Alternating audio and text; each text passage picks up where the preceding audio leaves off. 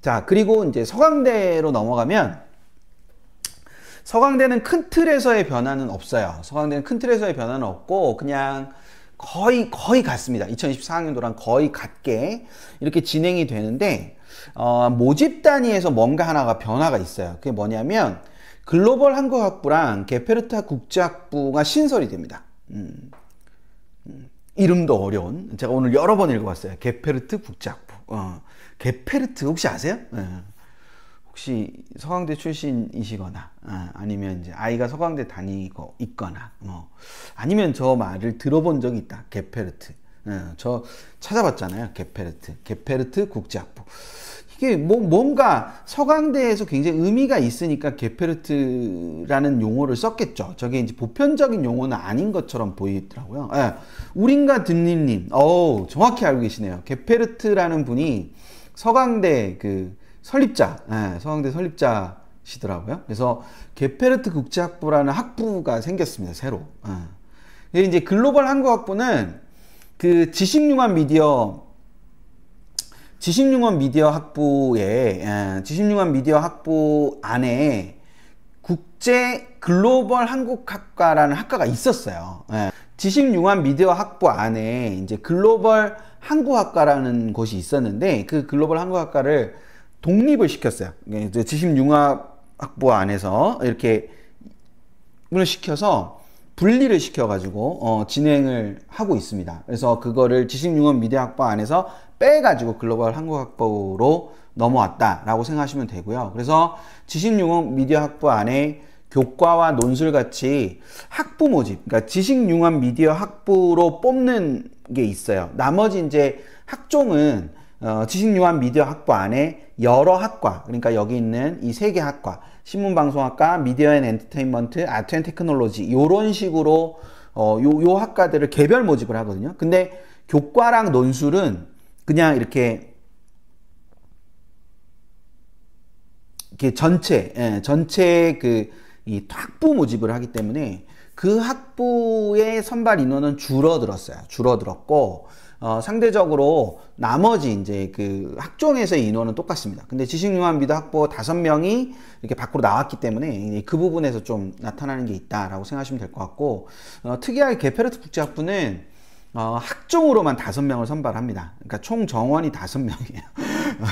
게페르트 국제학부는 총 정원이 5명이고 이게 아마 대학원에 있었던 융합학부인 것 같습니다. 그래서 대학원에 있던 융합학부를 학부 단위로 내린 거라고 생각하시면 될 것 같아요. 그래서 정원이 많지 않고 5명만 해서 아마 그 국제기구 쪽으로 이렇게 그 진로가 잡히는 그런 학과로 보입니다. 그래서 그거 하나 생각을 해두시면 되는데 참고 삼아서 요거 하나를 잠깐 설명을 드리면 논술 전형에서 교과와 비교과 반영을 해요. 서강대가. 그래서 그 논술 전형에서 교과와 비교과 반영을 하는데 여기 나와 있는 것처럼 교과는 이제 정량, 그리고 비교과도 정량인데 석차 등급 표기되는 전과목 평균 등급을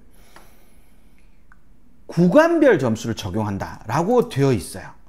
그러니까 첫 번째는 진로 선택 과목을 반영하지 않는다는 거죠. 논술에서 교과는 정량 평가를 할 때 석차 등급이 표기되는 과목만 하니까 우리가 이 진로 선택 과목을 하지 않고 일반 선택이랑 공통 과목만 한다는 건데 구간별 점수를 적용한다는 특이한 말이 있어요.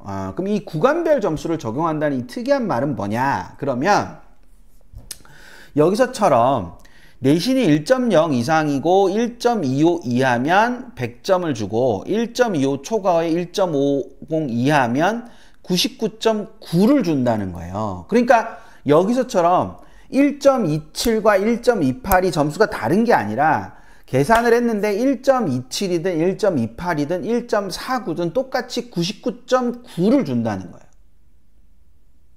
되세요? 근데 1.51이 됐다. 그러면 99.80을 준다는 거죠. 이게 그 서강대의 논술의 이게 전통적인 방식입니다. 그러니까 구간별로 점수를 주기 때문에 내신의 영향력 자체가 좀 축소가 되겠죠. 어떤 점수 구간의 친구들한테는 좀 축소가 되고 어떤 점수 구간의 친구들한테는 또 이게 더 커진다고 볼 수도 있고 이제 그런 측면이 있으니까 이제 그거를 생각을 해 두시면 돼요. 되셨죠? 네. 그래서 아마 그 블루민트님 말씀하신 것처럼 구간별 점수 적용은 좀 생소하실 거예요. 근데 요런 것도 있다. 대학들 중에는 요렇게 하는 경우도 있다는 거. 이제 그걸 생각을 해 두시면 될 것 같고.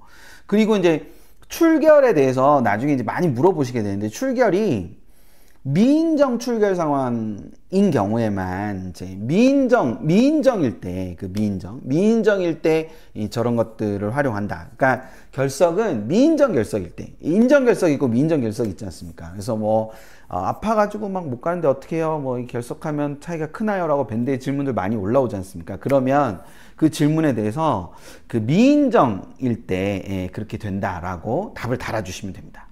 요즘 이제 많은 분들이 특히 이제 오늘 햇달님은 들어와 계시고 샤랄라님이 계신지는 못 봤는데 어쨌든 이 댓글에는 안 계시 그 채팅창에는 안 계신데 혹시 들으시는지 안 들으시는지 잘 모르겠지만 샤랄라님이나 뭐 햇달님이나 해즈량기님이나 이렇게 답글 많이 달아주고 계시죠. 그래서 다른 분들도 이거 오늘 하나 배웠잖아요. 미인정 결석일 때 이렇게 한다라고 하는 거니까 그렇게 해서 들어오시면 될 것 같습니다.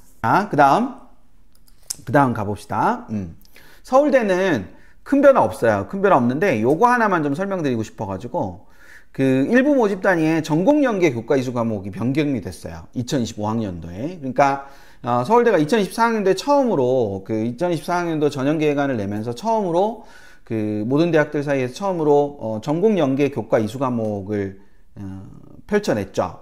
펼쳐냈는데 그거를 이제 2025학년도에 좀 수정 보완을 한 거죠. 수정 보완을 해가지고 여기서처럼 지리교육학과 같은 경우가 2024학년도에 요게 있었거든요. 권장 과목으로 한국지리, 세계지리, 여행지리 이렇게가 권장 과목으로 존재했었는데 2025학년도는 권장 과목이 없어졌어요. 이게 없어져 버려가지고 이런 변화가 있다라고 생각하시면 될 것 같습니다. 반면에 이제 그 식영 같은 경우, 식품영양학과 같은 경우는 핵심 권장 과목으로 화학2와 생명과학2가 들어가 있었어요. 근데 2025학년도에는 화원, 생원으로 바뀌었고 화2 또는 생투로 권장 과목으로 바뀌었어요. 그러니까 핵심 권장 과목하고 권장 과목의 차이는 핵심 권장 과목이 조금 더 이렇게 좀 더 필수적인 요소에 가깝다. 그리고 이제 권장 과목은 들으면 좋겠다. 뭐 이런 정도인데 이걸 안 들으면 무조건 떨어지냐? 그런 건 아니라 그랬죠. 그런 건 아니고 여러 가지를 평가하는 그 기준 중에 하나로 이런 것들도 들어가니까 근데 공부할 때 이렇게 공부하면 좋겠다. 이렇게 돼 있는 겁니다. 그래서 그거를 같이 생각을 해 주시면 될 것 같고 그래서 그 지난주에 잠깐 말씀드렸던 것처럼 경희대, 연대 뭐 이런 몇몇 학교들이 모여가지고 이 5개 학교가 모여가지고 그 자연계열의 이 전공연계 교과 이수를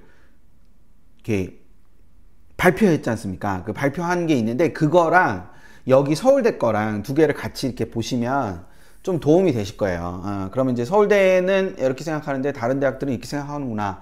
그게 더 많거든요. 그래서 그 부분을 같이 생각을 하면서 보시면 될 것 같습니다. 그리고 의료학과 같은 경우는 이제 권장 과목에 화투, 생투 또는 확률과 통계 뭐 이런 게 있었는데 여기 이제 그 의료학과의 핵심 권장 과목은 없는데 그 권장 과목이 화원, 생원으로 이렇게 바뀌었습니다. 이렇게 바뀌었으니까 그렇게 보시면 될 것 같고 약학 계열은 화투, 생투가 핵심 권장 과목이고 미적, 확통이 권장 과목이었었는데 화원, 생원으로 핵심 권장 과목이 바뀌었어요.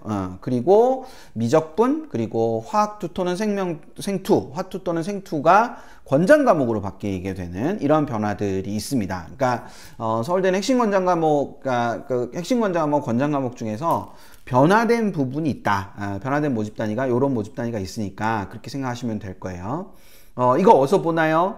이거 어디서 볼 수 있죠? 2025학년도 서울대 전형계획안에서 보시면 맨 마지막 쪽에 3쪽에 걸쳐서 2025학년도는 3쪽에 걸쳐서 2024학년도는 이쪽에 걸쳐서 요 설명이 나와 있습니다. 그러니까 요거를 한번 보시면 되지 않을까 싶습니다. 되셨죠? 예. 일단 학주 모집 인원이 좀 감소했고요. 그리고 진로선택 과목의 반영 과목 수가 증가했어요. 서울시립대는 원래는 주요 교과의 상위 세 과목, 그러니까 인문계열은 국수형 4, 자연계열은 국수형과 이렇게 4개의 모집 단위에 4개의 교과의 상위 세 과목만 이렇게 진로선택 과목은 반영을 했었어요. 2024학년도까지. 근데 2025학년도부터는 전 과목 반영으로 바뀌어요. 전 과목 반영으로 바뀌어가지고, 그러니까 그러니까 그거에 한해서, 그러니까 그 진로 선택 과목에 한해서 원래 이제 서울시립대는 그 일반 선택이랑 보통 교과도 보통 과목도 전체 다 보죠. 그러니까 그렇게 좀 변화한 게 있고요. 두 번째는 학종 면접형의 면접 반영 비율이 증가했어요. 그러니까 학종이 이제 두 가지가 있거든요. 면접형이랑 서류형이랑 서울시립대는 두 가지가 있는데 그 두 가지 중에서 이제 면접형은 그 단계별 전형으로 2단계 면접을 보는데 그게 40%에서 50%로 이렇게 더 커졌다. 이렇게 생각을 할 수 있는 겁니다. 세 번째는 이거 중요합니다. 학종 서류형에서 수능 최저학력 기준이 생겼어요. 그러니까 학종이 두 가지가 있다 그랬지 않습니까? 좀 전에 면접형하고 서류형 이렇게 두 가지가 있는데 이 서류형에서 이 수능 최저학력 기준이 생겼고 그 수능 최저학력 기준은 2개 영역 등급합 5 이렇게 되어 있습니다. 당연히 이제 다른 대학들의 추세처럼 그 선택 과목을 제한해 놓고 있지는 않아요. 그렇죠? 예, 선택 과목을 확률과 통계, 미적, 기하 중 택 1, 그리고 탐구는 사회과학 중에 한 과목 이런 식으로 요렇게 되어 있다. 2개 등급합 5 요렇게 되어 있다라고 생각하시면 되는데 제가 요거를 보다가 시립대를 보다가 발견을 하고 되게 이거 꼭 알려드려야지 막 이랬던 것 중에 하나가 이게 별게 아닐 수도 있는데 굉장히 저는 중요하게 봤던 것 중에 하나는 뭐냐면은 요 문구가 사라졌어요. 모집 단위별 인재상 관련 문구가 삭제가 됐습니다. 그러니까 뭐냐면은 서울시립대는 모집 이 서류형에서 그러니까 그 학종 서류형에서 반드시 해마다 무슨 구절이 꼭 있었냐면은 모집 단위별 인재상에 부합하는 하는 것으로 라는 표현이 있었거든요. 근데 그 표현이 2025학년도 전형계획안에는 사라졌어요. 이거는 수시 모집 요강까지 기다려 봐야 돼요. 물론 기다려 봐야 되는데 저는 어쨌거나 이게 조금 변화의 요소 중에 하나이지 않을까. 왜냐면은 면접형 그러니까 그런 부분에서 이따가 중대도 말씀드리겠지만 중대도 이런 얘기는 제가 좀 전문가 같네요. 이렇게 얘기하니까. 그 중대도 그 다빈치에 있던, 그러니까, 다빈치 이름이 바뀌었지. 융합형에 있던 면접을 폐지하고 면접이 없던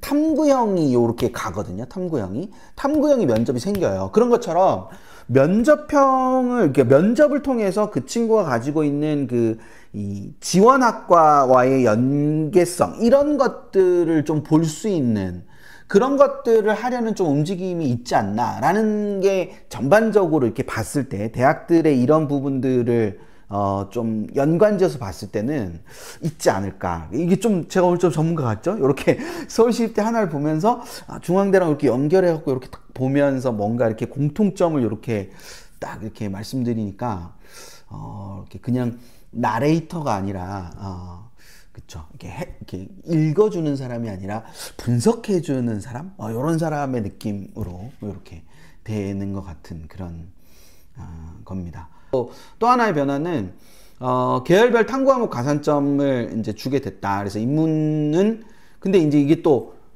다르게 줘갖고 인문은 3%, 사탐 3%, 자연은 과탐 7% 요렇게 변화를 좀 줬습니다. 그래서 요렇게 변화들이 좀 있어가지고 서울시립대는 2025에 변화가 좀 많이 있는 거죠. 이렇게 많이 있어서 그렇게 됩니다. 그래서 그것도 같이 생각을 해두시면 되지 않을까 싶어요.